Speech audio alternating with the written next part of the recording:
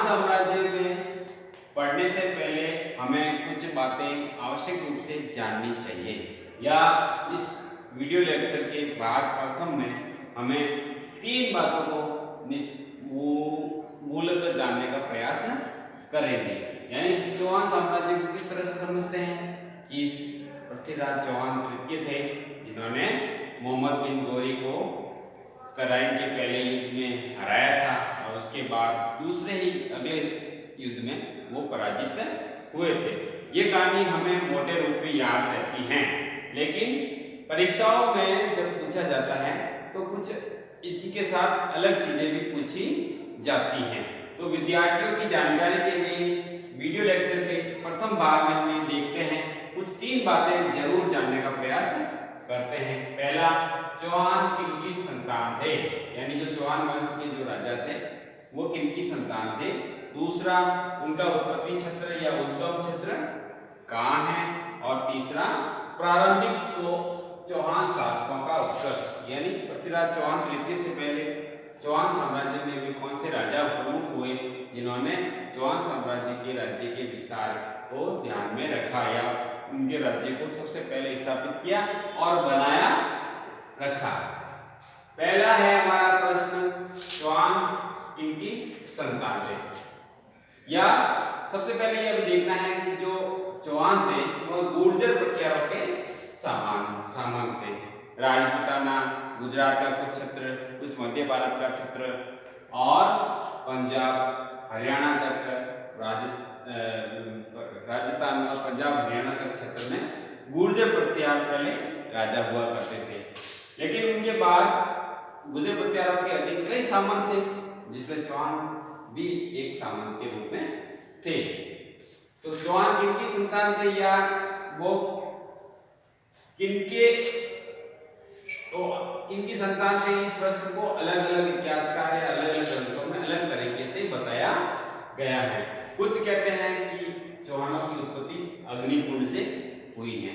अग्निकुंड एक कहानी है जो पृथ्वीराज रासो में उल्लेखित है। पृथ्वीराज रासो किसकी रचना है?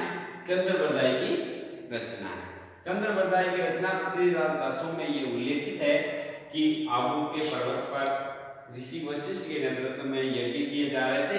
उस यज्ञ को राक्षसी प्रवृत्ति के लोग यज्ञ को भंग कर देते थे, तो उस राक्षसों के अंत के लिए क्रमशः उन्होंने 4 योद्धाओं की उत्पत्ति की थी, जिसमें प्रत्यार, परमार, चौहान और तो उसमें चौहान वंश भी थे। तो पहले पृथ्वीराज रासो में बताया गया है कि अग्निकुंड से चौहानों की उत्पत्ति हुई थी। फिर कुछ ग्रंथ हैं जिसमें पृथ्वीराज विजय जो जयानक का है, ओझा इतिहासकार है गौरीशंकर हीराचंद ओझा जिनका पूरा नाम है, हमीर महाकाव्य ग्रंथ में और हमीर रासो में चौहानों को सूर्यवंशी क्षत्रिय बताया गया है। किसका बताया गया है? सूर्यवंशी क्षत्रिय। फिर चौहानों को कुछ विद्वान विदेशियों की संतान भी मानते हैं। V A. Smith, colonel James Tod और विलियम ट्रूट मानते हैं कि ये जो चौहान थे वो विदेशी सतपुरुषों की संतान थे। कुछ चौहानों को ब्राह्मणों की संतान या ब्राह्मणों से उत्पन्न भी बताया गया है। उन विद्वानों में डॉक्टर दशरथ शर्मा व डॉक्टर गोपीनाथ शर्मा।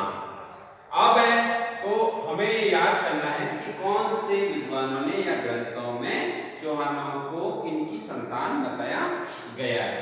यानी अग्निकुंड से उत्पन्न किसे बताया गया है? सूर्यवंशी क्षत्रिय। किन विद्वानों में या ग्रंथों में बताया गया है? तीसरा, विदेशर की संतान किन विद्वानों ने बताया है? ब्राह्मणों से उत्पन्न चौहानों को किन्होंने बताया है? तो दशरथ शर्मा और गोपीनाथ शर्मा। फिर दूसरा प्रश्न है जो बड़ा प्रश्न है, चौहानों का उत्पत्ति क्षेत्र, उसका मूल प्रदेश कौन सा है? चौहानों का उत्पत्ति क्षेत्र या मूल प्रदेश, यानी सबसे पहले वो उनका राज्य कहां से क्षेत्र में था। तो कुछ विद्वान कहते हैं कि वो चित्तौड़ के मूल निवासी थे। ऐसे कहने वाले थे डॉक्टर दशरथ शर्मा कि वो चित्तौड़ के मूल निवासी थे। दूसरा, पृथ्वीराज विजय और हमीर महाकाव्य ये बताता है कि वह अजमेर के पास पुष्कर जहाँ है वह पुष्कर के मूल निवासी थे। पुष्कर में ही सबसे पहले इनकी उत्पत्ति हुई। तीसरे बताते हैं अनंत प्रांत बताते हैं, जो सीकर का अनंत प्रांत। हर्ष शिलालेख में बताया गया है कि चौहानों की उत्पत्ति अनंत प्रांत में हुई। अनंत प्रांत कहाँ उल्लेखित किया जाता है? सीकर में। सीकर जिला है राजस्थान के, वहां पर। डॉक्टर गोपीनाथ शर्मा कहते हैं कि चौहानों की उत्पत्ति जांगल देश, जो बीकानेर के आसपास का क्षेत्र है, बीकानेर के आसपास के क्षेत्र को जांगल देश कहा जाता था। वहां पर एक सपादलक्ष जगह है और वही एक सपादलक्ष जो प्रांत है जिसे जांगल देश भी हम कह सकते हैं, उसकी राजधानी अहिच्छत्रपुर थी, तो वहां का मूल निवासी माना जाता है।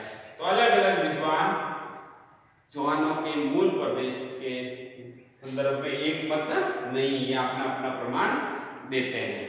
फिर आता है प्रारंभिक चौहान शासकों का उत्कर्ष। प्रारंभिक चौहान शासकों का उत्कर्ष, सबसे पहले आता है नाम वासुदेव का। चौहानों के जो परम पिता कौन थे, या जो सबसे पहले राजा कौन हुए, वह थे वासुदेव। कौन थे? वासुदेव। 551 ईस्वी में सपादलक्ष पर शासन किया। किसको? किन्होंने? वासुदेव चौहान ने 551 ईस्वी में यानी 6वीं शताब्दी के मध्य में सपादलक्ष को केंद्र बनाकर, सपादलक्ष जो जांगल देश है, बीकानेर के आसपास का क्षेत्र, बीकानेर का आसपास का क्षेत्र।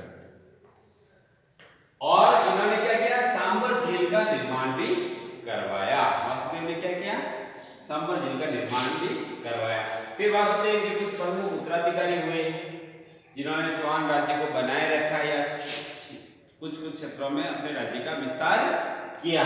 तो उसके उत्तराधिकारी थे विग्रहराज प्रथम, दुर्लभराज, गोविंदराज प्रथम, विग्रहराज तृतीय, पृथ्वीराज प्रथम, जिन्होंने रणथंभौर के स्वर्ण मंदिर पर सोने का कलश चढ़ाया, ऐसा उल्लेख हुआ है। ठीक है, तो ये कुछ प्रमुख राजा थे। परीक्षा में पूछा जा सकता है कि 5 राजाओं के नाम लिखिए चौहान वंश के, तो या चौहान वंश के परम पिता कौन थे या मुख्य स्थापना करने वाले कौन थे, तो वासुदेव। उसके बाद कुछ राजाओं के नाम, जिसमें विग्रहराज प्रथम, दुर्लभराज, गोविंदराज प्रथम, विग्रहराज तृतीय, पृथ्वीराज प्रथम इत्यादि। फिर एक प्रमुख नाम आता है राजा के रूप में अजयराज। चौहान वंश के राजा अजयराज, जो साम्राज्य निर्माता थे, जिन्होंने 1133 ईस्वी में अजमेर नगर की स्थापना की और उसे अपना राजधानी बनाया। यानी अजयराज से पहले चौहानों की राजधानी सांबर लेक था, सांबर झील के आसपास का क्षेत्र, वहां उनकी राजधानी थी। लेकिन अजयराज ने अजमेर में अपनी राजधानी स्थानांतरित की और अजमेर नगर की स्थापना करके ऐसा उन्होंने किया था।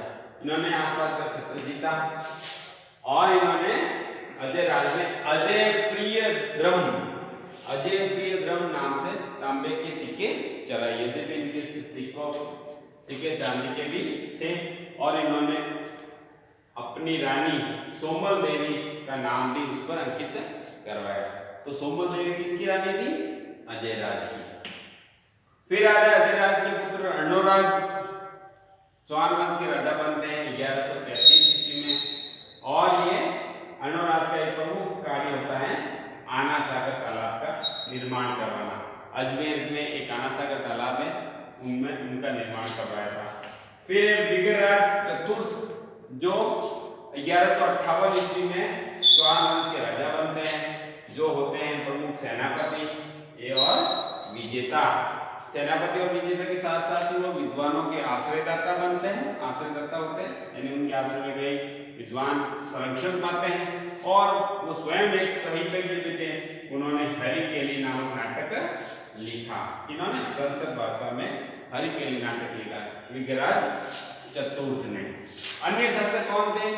पृथ्वीराज तृतीय व सोमेश्वर। और उसके बाद शासक बनते हैं पृथ्वीराज तृतीय चौहान वंश के।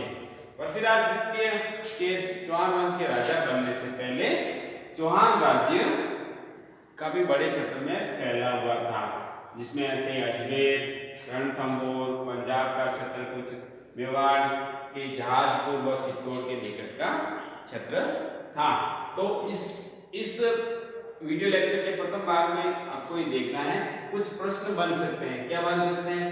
जैसे गुजरपतिया के सामंत थे चौहान, दूसरा क्या प्रश्न बन सकता है? चौहान किनकी संतान थे, यानी अलग अलग विद्वान उनके अलग अलग बताते हैं। उत्पत्ति क्षेत्र के बारे में भी 3-4 बातें हैं।